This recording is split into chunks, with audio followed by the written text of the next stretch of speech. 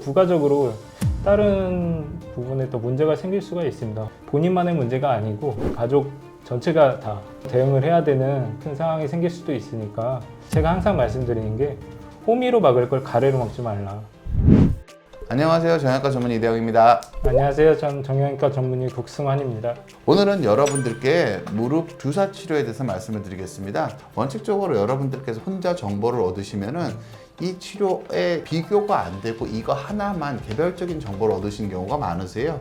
그래서 전체적인 치료 맥락과 주사 간의 비교가 있어야지 환자분들이 주사 치료를 현명하게 잘 이용하실 수 있다고 생각을 합니다.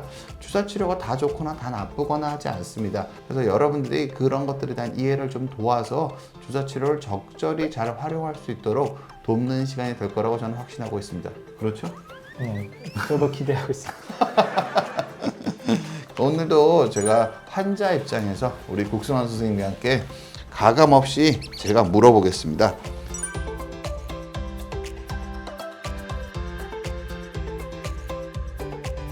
무릎이 아픈데 병원에서 연골 주사를 맞자고 합니다. 연골 주사가 도대체 뭐예요, 선생님?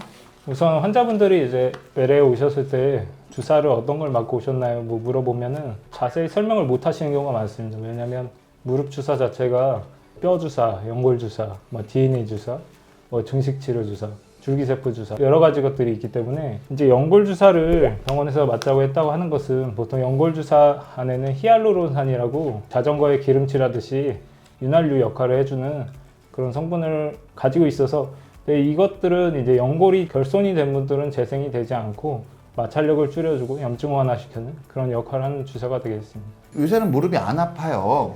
그럼 연골 주사 맞아야 되나요? 안 맞아야 되나요? 저 같은 경우에는 이제 환자분들이 외래에 오셨을 때 그 질문을 정말 많이 하십니다. 안 아픈데 이걸 예방적으로 맞아야 되느냐? 무릎에서는 제일 중요한 게 고관절부터 시작해서 발목까지 이어지는 선이 중요합니다. HKA 각이라고 그래서 그것이 변형이 있거나 내반 변형이 있거나 O다리거나 X다리거나 축이 조금 무너져 있는 경우에는 우리가 바로 수술을 받아서 축을 바꿀 수는 없는 것이고 관절염이 진행할 소지가 있다고 봤을 때는 정기적으로 엑스레이를 챙겨 찍으시면서 맞는 것을 추천드리고 있습니다. 무릎이 좀 휘어 있거나 무릎이 정상적으로 힘이 안 떨어지는 상황에서는 그런 환자분들이 통증이 없더라도 무릎 연골에 과도한 힘이 가서 무릎에 마모가 통증은 없더라도 발생할 수 있기 때문에 변형이 있으신 분들한테는 주사 치료를 맞는 걸 추천해 드린다. 그렇게 말씀하시는 거죠? 맞습니다. 프롤로 주사랑 뼈 주사랑 염증을 다 잡아준다 그러는데 사실인가요? 조금 개념이 다르긴 합니다. 속칭 이제 우리 환자분들이 오셨을 때 뼈 주사라고 하는 것들은 스테로이드 주사입니다. 스테로이드 같은 경우는 보통 우리가 추출을 하게 된 게 1944년이었고 좀 역사가 오래된 약입니다. 그런데 지금까지도 사용되고 있는 것은 항염증 작용이 탁월하기 때문에 사용을 하는 거지만 우리가 이제 스테로이드 주사라고 하면은 환자분들이 긍정적으로 생각하시는 분들은 크게 많지 않습니다. 그래서 다들 꺼려 하시기 때문에 부작용으로는 당뇨 가지신 분들은 그 당뇨, 혈당이 조절 안 된다. 그리고 쿠싱 증후군이라 해서 달덩이처럼 얼굴이 붓는다. 그런 것들이 있고 면역 감소할 수 있다는 그런 것도 있고 감염이 소지가 있습니다. 프롤로 주사라고 해서 증식 치료, DNA와 섞어서 주사를 하게 되면은 보통 인대 강화 주사라 그래서 1주 간격으로 한 6회 정도 해서 스스로 이제 재생이 될 수 있도록 하지만 이것 또한 연골이 재생되는 주사는 아니고 염증을 완화시키고 스스로 좀 강하게 만들어줄 수 있는 주사라서 좀 개념이 다르다고 할 수 있겠습니다. 그럼 콜라겐 주사도 요새 좀 쓰잖아요. 콜라겐 주사가 무릎뿐만 아니라 어깨나 다른 관절에서 꽤 주목받으면서 많이들 쓰이고 있는 것 같아요. 무릎 연골도 콜라겐이 일종인가요, 선생님? 무릎 연골도 콜라겐의 일종으로 우리 주사 놓고 있는 골수 흡인 농축물 주사 이런 것들은 비용이 따르고 시간을 내야 되기 때문에 보통 외래에서 그 MRI 상에서 연골이 결손되어 있거나 할 경우에는 이렇게 주사를 할 수 있습니다. 콜라겐. 일반적으로 줄기세포 주사는 연골 재생의 의미는 있지만 기본적으로 그거 자체가 너무 고가이다 보니까 연골이 좀 파여 있는 데는 콜라겐 그쪽을 좀 때운다. 원래 연골 주사는 전체적으로 기름을 친다는 의미고 콜라겐 주사는 결손을 좀 막아줘서 그 무릎 안의 환경과 좀 차단을 해서 보호하면서 연골이 생기는 걸 좀 돕지 않을까 그런 의미로 사용된다고 보시면 되겠죠. 맞습니다. 예. 그래서 그런 것들이 조금씩 차이가 있으니까 이해하시면 될 것 같고요. 야, 이 질문 많이 하는 주사입니다. 무릎 주사의 부작용이 뭐가 있을까요, 선생님? 우리 이제 치료 중에는 뭐 작용이 있으면 반작용이 있기 때문에 무릎 주사에도 뭐 분명히 부작용은 있을 수 있습니다. 부작용이라고 하면 아까 말했듯이 스테로이드 주사 같은 경우는 단기간 내에 여러 번 맞게 되면은 지방 개선이나 피부가 변색된다거나 기저 질환이 많으신 분들은 면역이 좀 떨어져서 염증 반응을 올려서 감염이 되는 경우도 있고요. 그런 소지의 문제들이 있기 때문에 주사 자체는 생활 습관을 개선하고 운동을 하는데 도움을 줄 만큼은 맞는 게 맞겠지만 근본적으로 단시간에 너무 많이 맞아서 근본적으로 치료를 할 수 없다 그러면 뭐 수술 같은 더 근본적인 치료를 고려하는 것이 맞겠습니다. 젊은 여성분들은 생리불순 같은 게 생기는 경우가 제일 많습니다. 보통은 물론 허리나 어깨에서 더 많긴 한데 무릎에서는 좀 적긴 한데 이게 무슨 뜻이냐면 주사의 부작용 중에 생리불순, 아까 당뇨 뭐 그런 것들은 전신적인 부작용입니다. 양이 많아야 되고 근육 주사에 가깝게 들어가서 흡수가 많이 되는 형태로 들어갈 때 전신적 부작용이 생기는 거거든요. 아까 말씀드린 스테로이드가 그 당뇨가 생기려면은 스테로이드 알약을 2, 3주 먹는다고 잘 안 생기거든요. 2주 정도까지는 거의 영향이 없다고 봅니다. 그래서 주사를 너무 자주 맞지 않으시면 전신적인 부작용을 생각하실 필요가 없으신 게 맞고요. 그리고 아까 말씀드린 것처럼 젊은 여성분들은 생리불순 같은 경우가 생기는 경우가 꽤 있으시고 환자분들이 되게 많이 놀라시는 경우가 있기 때문에 그렇다고 해서 그게 한 번의 주사로 어떤 여성 기능이 떨어지는 경우에 대한 보고는 아예 없다시피 합니다. 그런 일이 있더라도 너무 두려워하실 필요는 없다. 3번 주사 맞는 건 안 해로우니까 3번까지는 최대한 맞아보고 그걸 쓰겠다고 하시는 분들도 있으세요. 그거 별로 좋은 접근이 아닙니다. 저는 꼭 횟수에 두는 것보다는 주사를 맞아서 통증이 어느 정도 줄어들면은 생활 습관이나 재활로서 이걸 지속 가능하게 만들어가는 게 중요하지 그걸 주사로 0을 만들려고 하면은 가능하지는 않습니다. 그게 가능하면 좋겠는데요. 가능하진 않으면서 상대적으로 부작용의 가능성만 높아진다고 생각을 합니다. 처음 오셨을 때 통증이 몇입니까? 물어보면 10이라고 하면 그 다음에 이제 연골 주사를 맞고 나면 5라고 한다면 그 다음에 5에서 2.5로 3으로 떨어졌다.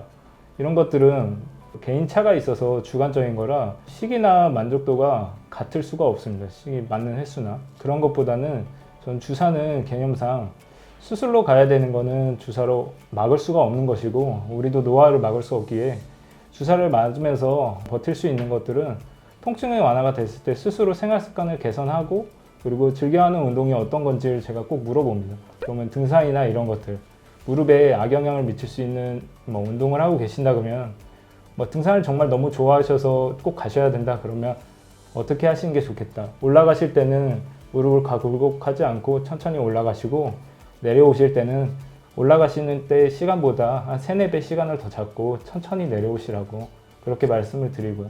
보통 이제 물에서 하는 운동이 또 좋기 때문에 수영장에서 수영을 못 하시면 물에서 아쿠아 에어로빅이나 걷는 것을 통해서 대퇴사두근이라고 그래서 허벅지 근육을 좀 키워주시거나 이런데 이제 시간을 벌기 위해서 주사를 활용하는 것이 조금 더 좋지 않나 싶습니다.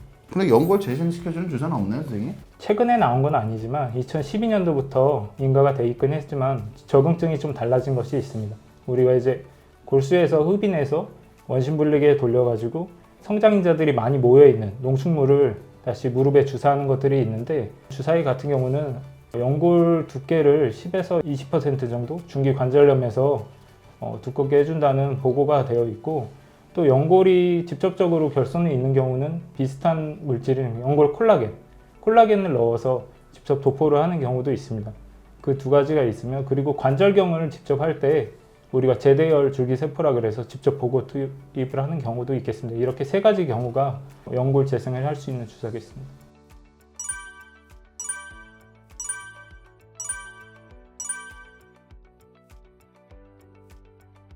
줄기세포 치료를 처음부터 맞으면 효과가 더 좋을까요, 선생님?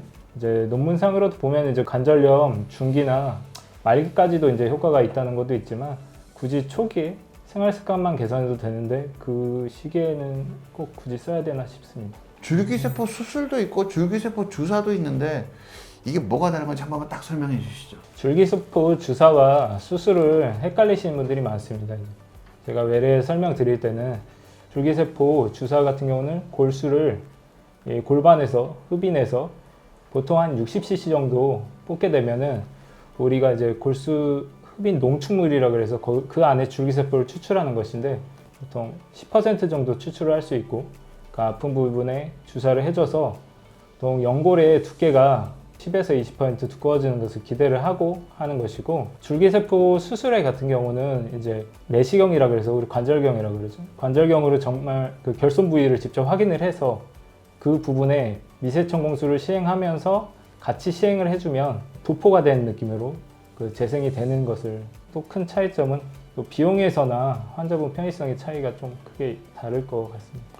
제가 조금 보태자면요, 줄기세포 주사는 엑스레이 기준으로 이루어져 있어서 경도, 중등도까지 줄기세포가 주사가 통용이 되고요. 그리고 줄기세포 수술은 관절경상 고도로 연골이 하나도 없이 다 날아갔을 때만 됩니다. 전체적으로 똑같은 건 아니에요. 기준이 다르긴 한데 전체적으로 맞춰봤을 때 상대적으로 경도일 때 줄기세포 주사를 하신다고 보시면 되고요. 상대적으로 고도일 때, 더 많이 망가졌을 때 줄기세포 수술을 하신다고 보시면 됩니다. 혹시 무릎 주사 맞다가 치료 시기를 놓치신 분들을 많이 보시나 봐요, 선생님은? 외래에서 환자분이 혼자 오신 경우에서는 그냥 주사나 약을 원하시는 경우가 많습니다, 어르신들께서. 하지만 이제 자녀분들이 같이 오신 경우에는 어머님이 주사를 그동안 몇 번 맞았는지, 약을 어느 정도 드셨는지를 모르고 계신 경우가 많습니다. 그런 경우에 무릎의 축이나 관절염이 몇 개인지를 엑스레이로 보면 지금 정도면 주사를 맞을 정도가 아니라 인공관절을 해야 될 정도이고, 아니면 65세 이전에 오셨다면 절골술이라고 해서 무릎의 축을 맞춰주는 치료가 있습니다. 그런 수술을 받으셨다면 더 좋지 않았을까, 그런 생각이 드는 경우도 많습니다. 연세가 너무 높으신 분들한테는요, 시기가 늦어지면은 무릎을 저희가 수술하는 건 똑같은데 환자분들 수술 잘 못 견디세요. 맞습니다. 제가 환자분한테 맨날 드리는 말씀 중에, 내가 무릎 때문에 더 늙는 느낌이 나면 수술하시라고 말씀을 드리거든요. 그러니까 무릎이 안 아프려고 막 활동량을 줄이시면은 몸이 늙어버려요. 그리고 한쪽 무릎이 아파서 다리를 젖히다 보면 반대쪽 무릎이 빨리 망가지고요. 무릎이 오다리가 되면 허리가 안 펴집니다. 그럼 허리도 망가져요. 무릎 치료 시기를 놓치는 게 다른 관절이랑 허리나 다른 거에 다 부담이 되시고, 연세가 드신 분들이 치료 시기가 늦어지면은 몸이 늙어버리는데 치료한다고 몸이 안 젊어지세요. 안 젊어지세요.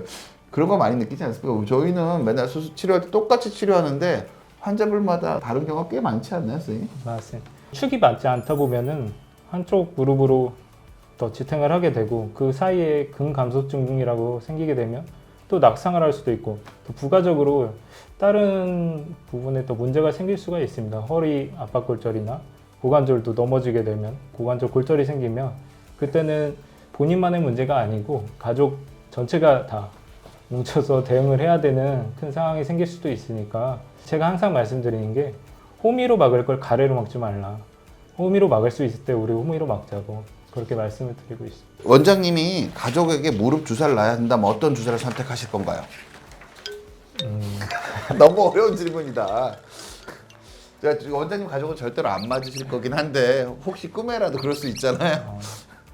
보통 이제 저희 아버님은 잘 참으시기 때문에 허벅지 근육을 키우시라고 할 것 같고요.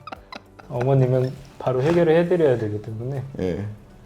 아까 말했던 줄기세포 주사를 상황에 따라서 보통 엑스레이를 보고 판단하겠지만 그렇게 시행해 보겠습니다. 근본적인 치료를 되게 좋아해서 재활이나 그런 걸 되게 좋아하기 때문에 줄기세포 수술엔 저는 호감을 가지고 있습니다. 그러니까 수술만 하는 게 아니라 다리가 휘어 있으신 분, 연골이 거의 없으신 분들한테 그 휜다리 교정을 하면서 줄기세포를 같이 넣어봐요. 그럼 줄기세포를 안 넣을 때도 있거든요. 이게 비용이 비싸니까 줄기세포 안 넣을 때랑 넣을 때랑 비교하면은 연골 생성량이 정말 현격하게 차이가 납니다. 제 가족들이 휜다리 교정을 할 일이 없어야겠지만 휜다리를 교정을 한다면은 꼭 줄기세포 수술을 같이 해드릴 생각을 가지고 있습니다. 저는 개인적으로 저 입장에서는 실비가 없더라도 하는 게 맞지 않을까, 그런 생각이 있을 정도라는 말씀 좀 드리고 싶고요. 그 무릎 주사로 통증을 잡은 다음에 그럼 도움이 될 만한 재활 운동이 뭐가 있을까요? 또 우리가 허벅지 근육도 중요하겠지만 그 몸의 전체적인 밸런스를 맞추고 코어를 키우는 것도 중요합니다. 코어를 키운다면은 어르신들이 관절염이 있거나 이런다 하더라도 통증이 크게 줄 수 있고, 또 우리가 2차적인 손상을 방지할 수 있고 낙상을 방지할 수 있기 때문에 허벅지 근육과 코어 근육을 키우는 것, 그리고 바르게 서서 걷고 중심을 잡고 이렇게 생활하시는 거, 그러면 부가적으로 우리가 무릎도 괜찮아질 것이고 고관절, 허리까지도 부가적으로 괜찮아지는 효과를 볼 것입니다. 허벅지 근육이 굵어져야 되는데 다리 운동만 해서는 절대로 굵어지지가 않습니다. 그러니까 우리가 모두 다 운동을 조금만 해보신 분들은 알아요. 코어 근육이 약한데 허벅지 근육이 올라가지가 않습니다. 그러면은 선결 과제로 코어가 올라가면 허벅지 근육은 어느 정도 따라 올라가는 효과를 가지고 있거든요.